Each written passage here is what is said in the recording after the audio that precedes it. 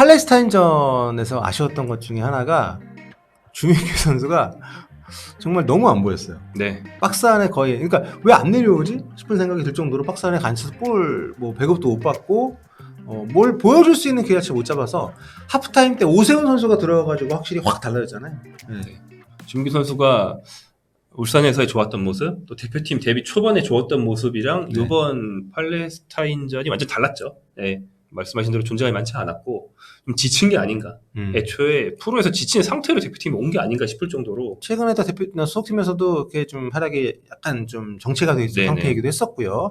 그래서 오세훈 선수가 오만전 선발로 나올 가능성이 높다는 보도가 계속 나오고 있고, 특히 이제 오세훈 선수 같은 경우는 이강인이랑 뭐 워낙 어릴 때부터 발을 맞춰오기도 했고, 이날 후반전 때도 상당히 조합이 괜찮았습니다. 네. 오세훈 선수가 일단 그 홀더 플레이도 잘해주고 수비도 좀 많이 끌어당겨주고, 그러면서 이강인 선수가 특히 안으로 들어갈 때 도움 많이 좀 줬기 때문에 요 조합이 좀 나오지 않을까. 네. 그래서 이제 홍명보 감독이 뭔가 변화를 준다고 했을 때 다들 그게 오세훈일 거다 이렇게 생각하는 것도 그런 이유고요. 네. 홍 감독이 팔레스타인전 후반전 변화가 좋았다 이렇게 말했거든요. 그렇습니다. 결국 교체 들어간 선수 중에 누군가 선발로 뛸 것 같은 느낌의 멘트인데 오세훈밖에 생각이 안 나는 거죠. 그렇죠. 주민규를 뺀다고 하면 그 자리 후보는 오세훈 아니면 뭐 손흥민, 뭐 아니면 넓게 보면 황희찬까지 뭐 이 정도인데, 오세훈 선수가 진행하기 괜찮았기 때문에 저는 선발로 나오지 않을까 생각이 좀 되고요. 또 오랫동안 J리그에서 골이 좀 없었는데 지난 주말에 또 골을 넣고 왔고, 마지막 그 소집 직전에 컨디션도 상당히 좀 좋아 보였어서 이강인 선수하고 같이 좀 손발을 맞출 수 있는 조합이 되지 않을까. 네, 오세훈 선수도 한 개만 넣으면 돼요. 사실 그렇죠. 네. 뭐랄까 공을 맞출 수 있는 머리통이 상대 선수들 사이에 이렇게 솟은 게 보이면 네. 이강인 선수는 거기에 맞출 수 있습니다. 그렇죠. 조기성 선수랑도 많이 해왔잖아요. 그 오른쪽에서 이강인 선수가 왼발로 찍어 차면 조기성이 들어가면서 머리로든 발이로든 받아 넣는 거 많이 해왔는데, 오세훈 선수한테도 경기에서 계속 보여줬고, 그렇죠.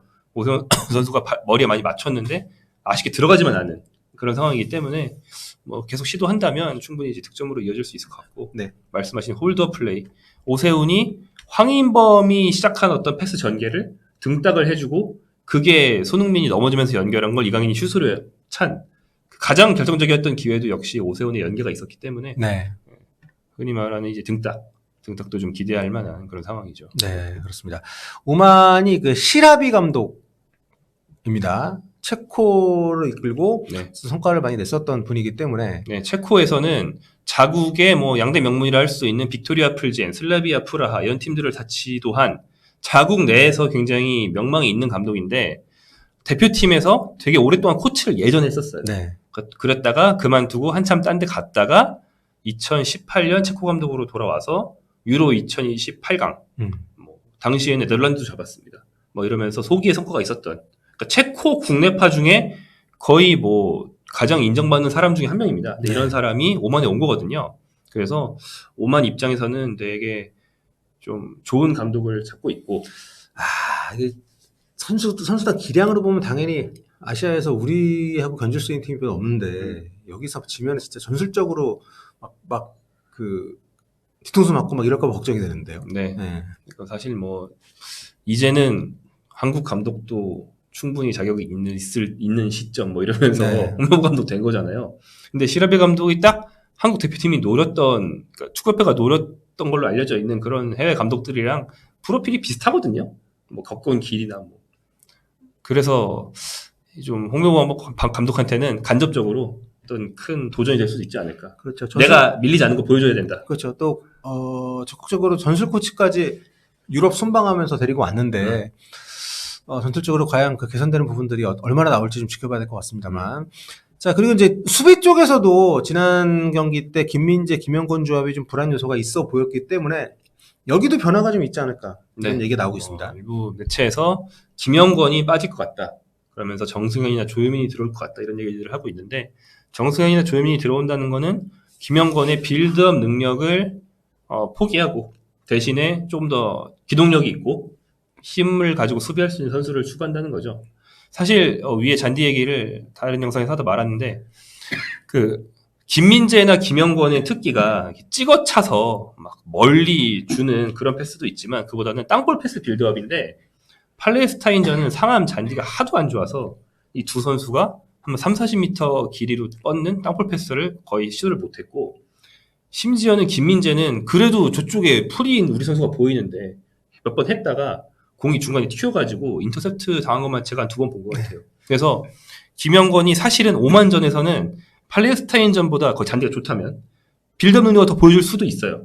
하지만 근본적인 어떤 수비력이나 아까 얘기했던 그 기동력이 막판에 좀 저하되는 양상 그런 것들을 좀 종합적으로 감안한다면 다른 선수가 나올 수 있다는 그런 전망이 들고 있습니다. 네, 그리고 이번에 그 새로 소집된 선수들을 대거 그 아직 명단에서 뺐던 것이 좀 지적이 되기도 했었는데 어떻게 보면 상대 분석에 대한 그런 피해가는 차원도 있고 여러 가지 차원에서 그 양민혁이나 뭐 최우진이나 이한범이나 이런 선수들이 명단에 포함이 되고 기용될 가능성도 좀 점쳐지고 있는데 글쎄요, 뭐 모르겠습니다. 만약에 또 그렇게 그 여론의 말이 있다고 해서 다시 포함을 시키면 그것도 저는 좀 되게 실망스러울 것 같은데. 뭐 여론에 휘둘리면 안 네. 되겠죠. 근데 이제 전에 벤투 감독 같은 경우는 벤투 감독이 늘 약간 계단식으로 했잖아요. 처음 네. 소집하면은 뭐 명단 제외, 그다음 명단 들어오고 뭐 예외인 경우도 있었지만 그런 식으로 뭐 이강인 제일 기용 안 한다고 막 욕하고 그래도 자기가 나름대로 세워놓은 그런 그 로드맵에 따라가지고 데뷔를 시키고 뭐 했던 것처럼 그렇게 가지 않는다면 1차전 때 뺀 거는 대체 왜 뺀 거야? 이런 얘기 나올 수 있으니까. 네. 근데 사실 그냥 일반적으로 봤을 때 제일 어린이 2명 뺀 거 아닐까요? 몇 명 누가 빼긴 빼야 되니까. 그런 사실 더 실망스럽고. 예. 다른 선수를 뺄 수도 있는데 이 선수들이 제일 떨어진다 생각해서 뺀 걸 수 있죠. 네. 근데 이제 두 선수가 들어올 수 있다는 이유가 레프트백 같은 경우는 제가 알기로는 설영호 선수가 지난번 경기 중에서 좀 고통을 호소했지만 부상이 좀 있었죠. 예. 예, 심하지 않다고 알고 있습니다. 타박 수준인 걸로 알고 있고 그래서 나올 수 있는 것 같은데 그래도 이제 우려가 있으면 뭐 설영호가 빠지든 레프트백 쪽 벤치를 보강하든 그러면 최우진이 들어올 개연성이 있는 것이고 저는 양민혁은 가치가 있다고 생각합니다. 양민혁이 뭐 나이 전용으로 뽑힌 게 아니고 그냥 K리그 윙어 중에서 잘해서 뽑힌 거잖아요. 그리고 양민혁 선수가 좀 과감한 돌파, 그렇죠. 빠른 슈팅 타이밍 이런 자기만의 장점이 있기 때문에 오히려 좀 수비적인 팀을 상대할 때 가치가 있지 않나 생각이 됩니다. 그렇습니다. 일단 아까 잠깐 언급이 됐습니다만 일단 그 오만 같은 경우에는 감독이 상당히 명장소리 듣는 분이기 때문에 이 외국인 감독을 고용한 오만이 전설 싸움에서 이긴다면 결국에는 이제 한국 감독 선임을 한 단축협회의 어떤 그런 근거가 크게 또 위협받을 수 있는 일종의 이제 검증성 경기일 수도 있는 그런 시합입니다.